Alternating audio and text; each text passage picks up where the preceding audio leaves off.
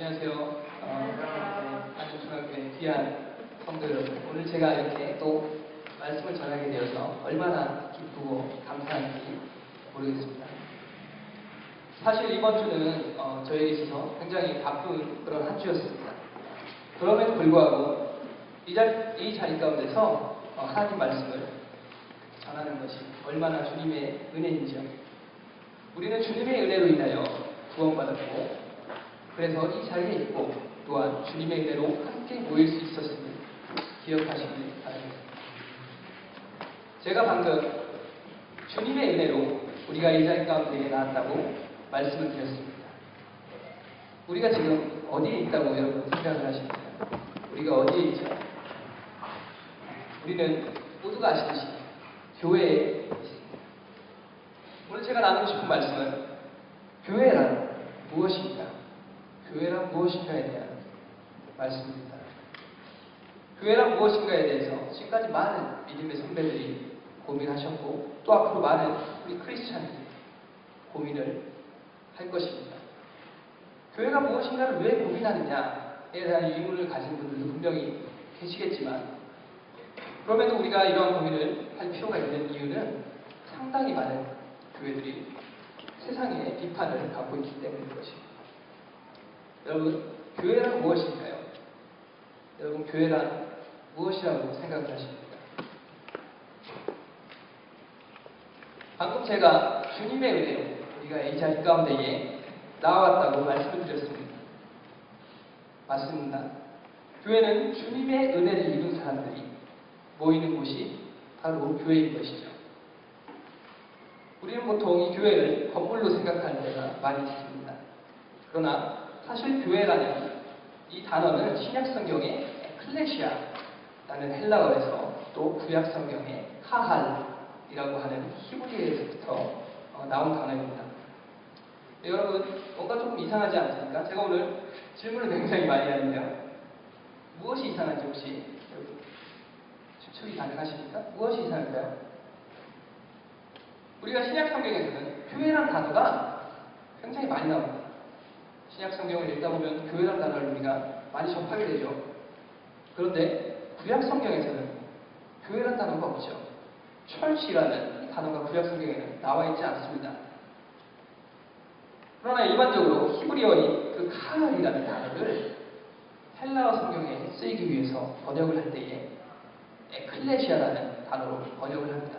이 말은 에클레시아, 즉 신약의 교회라는 단어와 동일한 의미를 가진 단어가 구약 성경의 카할이라고 하는 단어라는 겁니다. 구약 성경에서는 이 카할이라는 단어를 시내산에서, 우리가 방금 읽은 시내산에서 백성들이 모였죠. 이 시내산에서 언약을 맺기 위해 모인 회중들에게 쓰고 있는 단어입니다.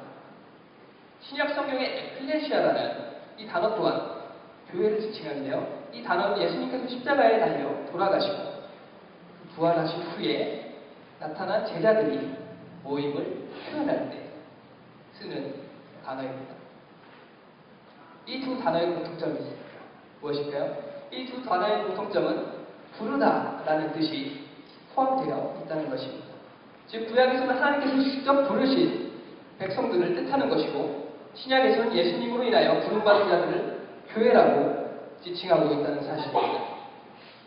이 부름받은 교회는 부름을 듣고 이를 따르는 사람들만을 포함을 하고 있다는 사실입니다.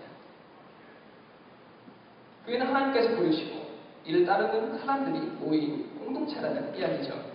다시 말해 교회는 하나님의 부르심을 따르는 사람들이라는 그런 의미인 것입니다. 하나님의 부름을 따르지 않는 사람들은 모험은 비록 교회에 나와 있을 수도 있지만 사실상 교회에 속해 있지 않다는 이야기가 됩니다.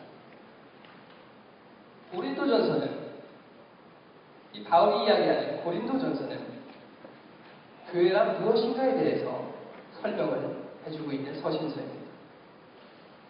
고린도 교회는 참 독특한 교회였습니다. 우리가 보통 초대교회를 생각을 하면 굉장히 많은 상상을 하게 될 것입니다. 초대교회는 굉장히 사랑이 많을 것이고 기쁨으로 하나님을 섬길 것이고 성령이 함께 하셔서 여러 가지 역사가 일어나고 그런 생각을 하게 하게 됩니다. 그러나 이 고린도 교회는 그렇지가 않았습니다. 바로 요즘 세상들이 흔히 얘기하는 교회가 왜 이래? 라고 하는 말할 수 있는 전형적인 교회가 고린도 교회였던 것입니다. 고린도 교회가 가졌던 문제점은 굉장히 여러 가지가 있겠지만 그 핵심에는 그들이 그리스도의 부르심에 순종하지 않았다는 것에 있습니다. 구약에서 하나님께서 이스라엘 백성들을 교회로 부르셨다는 의미는 백성들이 여호와께서 주신 규례를 그 규례들에 구속받는다는 것을 의미하고 있습니다. 다시 이야기하면 이스라엘 백성들은 하나님께서 주신 율법을 지켜야만 한다는 것입니다. 이것은 벗어날 수 없는 이스라엘 백성들이라면 반드시 지켜야 했던 그런 법인 것이죠. 그 법을 지키지 않는다면 그들은 더 이상 이스라엘 백성들이 아닌 것입니다. 왜냐하면 이스라엘 백성들은 하나님께서 부르셨기 때문에 그 부르심에 순종하지 않는 이스라엘은 그 존재 목적이 더 이상 없는 것이기 때문입니다. 그들의 교회는 여호와의 언약에 참여하는 순종에 의해서 이루어졌다는 것이죠. 우리의 이 교회 또한 마찬가지입니다. 우리는 하나님께서 요구하시는 그 언약에 참여해야 되는 것입니다. 그 언약에 참여하지 않는다는 것은 우리가 교회로서 존재하지 않는다는 의미일 것입니다. 그 하나님의 부르심이 무엇입니까? 그 하나님의 부르심은 바로 예수 그리스도입니다. 예수 그리스도를 영접하는 것이 하나님께서 우리에게 요구하시는 언약입니다. 고린도 교회는 사실상 보이기에 더욱 큰 죄들을 많이 짓고 있었습니다. 제가 만약에 고린도 교회에 편지를 보낸다 하면 어떤 말을 썼을까요? 가장 먼저 그들의 성적인 음란함에 대해서 회개하라고 했을지 모릅니다. 아니면 그들의 우상 숭배에 대해서 이야기를 하면서 회개하라고 했을지 모릅니다. 왜냐하면 제가 보기에는 그것이 고린도 교회 사람들을 하나님께로부터 멀어지게 만드는 것이라고 생각을 했기 때문이죠. 그럼에도 불구하고 사도 바울은 고린도 교회로 보내는 편지에 가장 먼저 그들의 고린도 교회의 분열에 대해서 이야기를 하고 있습니다. 사도 바울은 분열에 대해서 이야기를 하면서 그리스도 위에 터를 세우라 라고 고린도전서 3장 11절에 이야기를 하고 있습니다. 고린도 교회 사람들이 나뉘게 된 것의 핵심에는 신학적인 어떤 논쟁이 아니라 특정 지도자에 대한 지나친 추종 때문이었습니다. 그들은 자신들의 성향과 욕심에 맞는 사역자를 중심으로 영향력을 행사하기를 원했던 것이죠. 그들이 진정으로 원했던 것은 자기 자신들의 욕심을 채우기 위한 것이었습니다. 이에 대하여 바울은 다음과 같이 이야기를 합니다. 고린도전서 1장 11절입니다. 형제들아,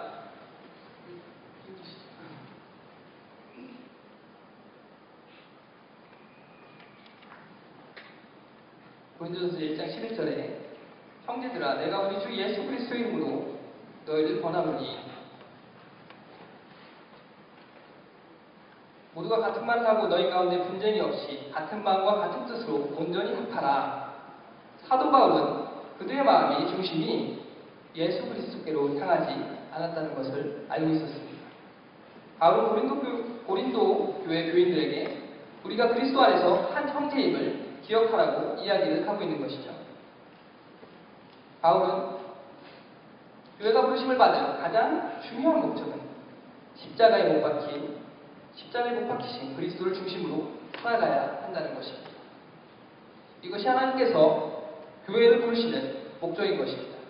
하나님의 부르심이란 바로 예수 그리스도를 믿고 영접하는 것입니다. 그것이 바로 교회의 핵심이며 진리입니다. 그런데 성경은 그것으로 그치지 않습니다. 예수님께서는 우리가 십자가에 같이 못 박혀서 죽기를 원하십니다. 즉 그리스도의 피로 죄 사함을 받고 구원을 받기를 원하십니다. 하지만 그 이후에 십자가에서 내려오셔서 부활에 이르는 길을 함께 가기를 또한 원하시는 것입니다.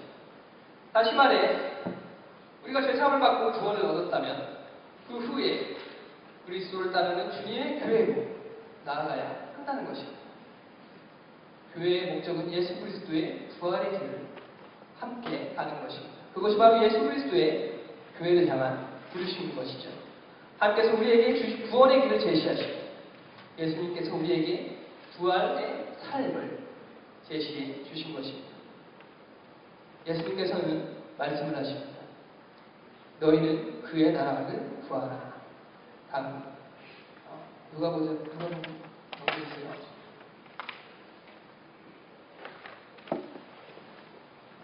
그냥 제가 들어보겠습니다. 너희는 그의 나라를 구하라. 그리하면 이런 것들을 너희에게 더하시리라. 하나님의 나라를 구하는 것. 그것은 예수 그리스도의 몸된 교회가 하나님의 방법대로 살아가야 한다는 것을 의미하고 있는 것입니다. 그러므로 이 땅 가운데에 주님의 나라가 선포되는 역사가 일어나야 하는 것이죠. 고린도 교회는 하나님의 부르심에 응답하여서 그리스도를 영접하였습니다. 그들은 구원을 받았습니다. 그러나 그들은 하나님의 방법대로 교회를 통치하지 못하였습니다. 그렇기 때문에 바울은 그들에게 이렇게 이야기를 합니다.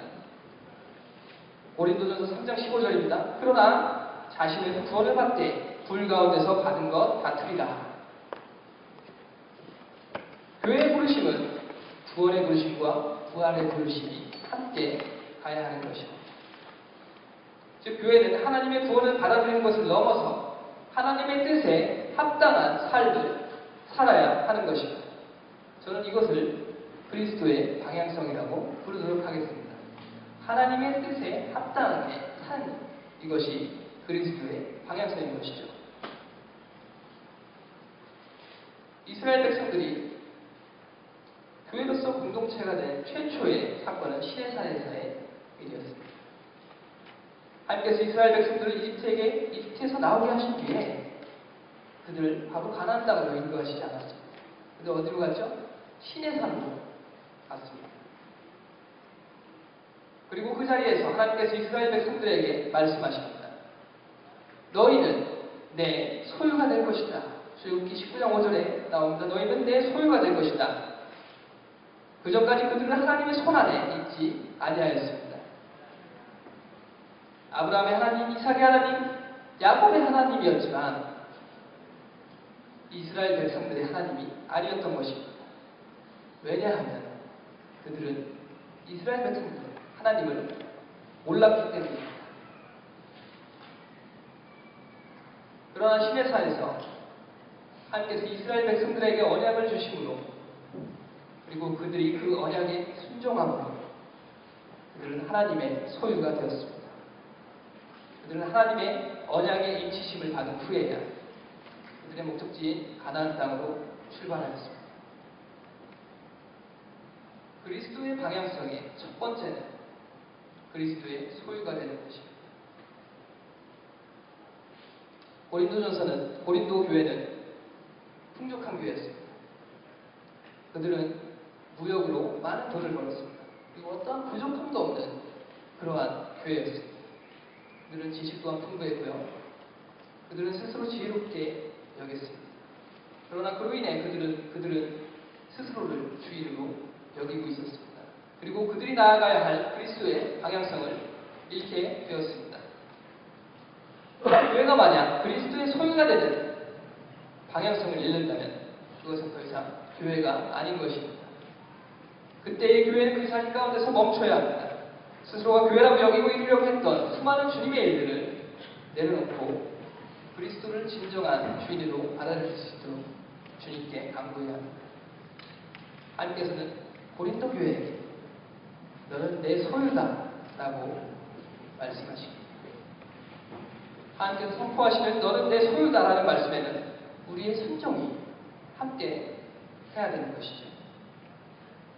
교회는 이스라엘 백성들이 그 언약 앞에 순종한 것처럼 순종을 해야 하는 것입니다. 그것은 단순히 모이는 장소로서의 교회가 아니라 그리스도의 교회를 만들게 되는 것입니다. 그리스도의 방향의 두 번째는 제사장 나라가 되는 것입니다. 출애굽기 19장 6절에 나옵니다. 제사장이란 무엇입니까? 제사장은 하나님 앞에 나아가는 사람들이죠. 우리가 여기 앞에 이렇게 나와서 하나님께 예배를 드리고 있습니다. 구약시대에 이스라엘 백성들도 하나님 앞에 나와서 예배를 드렸습니다. 그러나 그때에 이스라엘 백성들이 그냥 우리처럼 막 와서 예배를 드릴 수 있었던 것이 아닙니다. 백성들은 죄가 있었고 또 제사장들이 그들의 죄를 하나님 앞에 고백하면서 용서를 구했기 때문에 이스라엘 백성들이 하나님 앞에 나올 수 있었던 것이죠.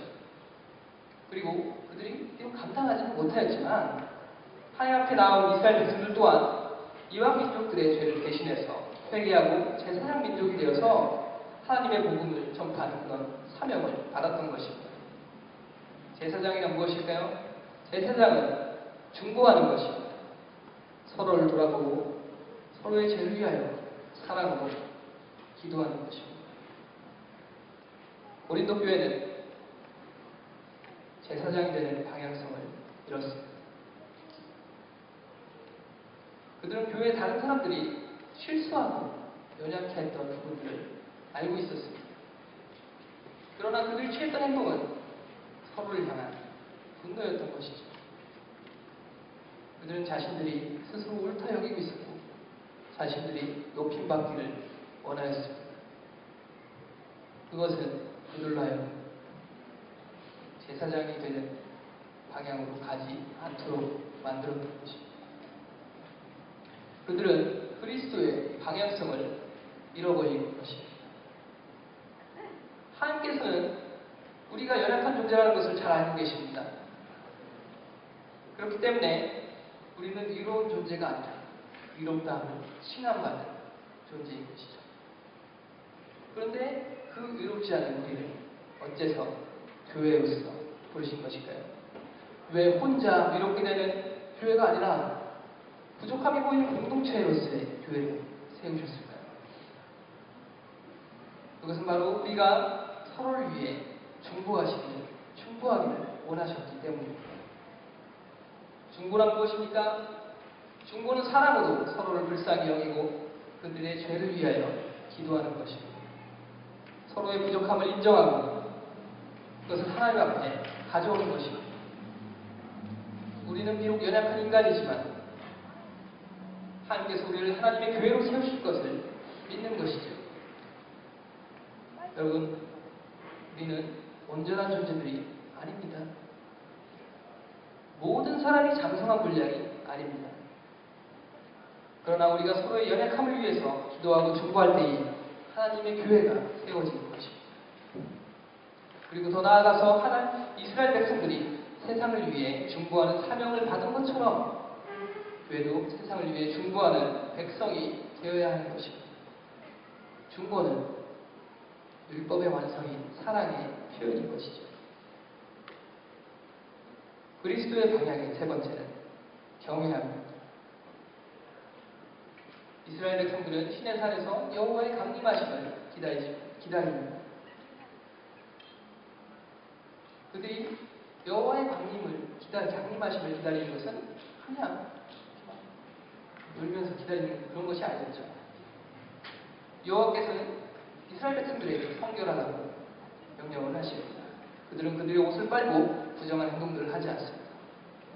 성결하지 않는 자들은 여호와께 가까이 가지 못하였습니다. 그들은 그 명령에 순종하고 스스로를 정결케 함으로 그 명령을 순종하였습니다. 하나님은 사랑의 하나님이시기도 하지만 공의의 하나님이시기도 합니다. 하나님은 우리의 친구가 되시지만 우리가 감히 바라볼 수 없는 주인이시기도 합니다. 고린도 교회는 여호와를 경외하는 그 경외함의 방향성을 이뤘습니다. 그렇기 때문에 그들은 방종하게 됩니다. 하나님께서 원하시지 않은 일들을 또한 하게 됩니다. 스스로 주인이 되고자 합니다. 하나님께서 보내신 자들을 대적을 합니다. 스스로의 죄악에 빠지게 됩니다. 무엇이 그들을 그렇게 만들었습니까?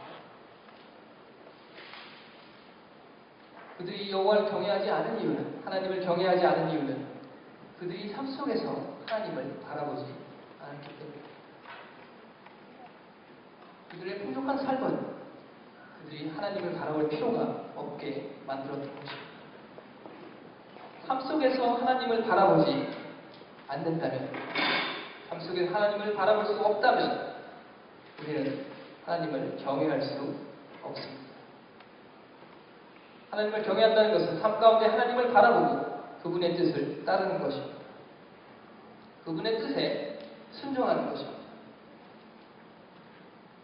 바울은 고린도 교회 성도들이 책망할 것이 참으로 많은 걸 잘 알고 있었습니다. 그런데도 바울 편지를 시작하면서 감사함으로 나아갑니다. 바울이 감사할 수 있었던 것은 주께서 그들을, 그 고린도 교회 성도들을 온전케 하실 것이라는 확신이 있었기 때문입니다. 그는 하나님께서 고린도 교회에게 주셨던 과거의 은혜에서 시작하여서 또 미래에 주어질 은혜에 대해서 이야기를 합니다.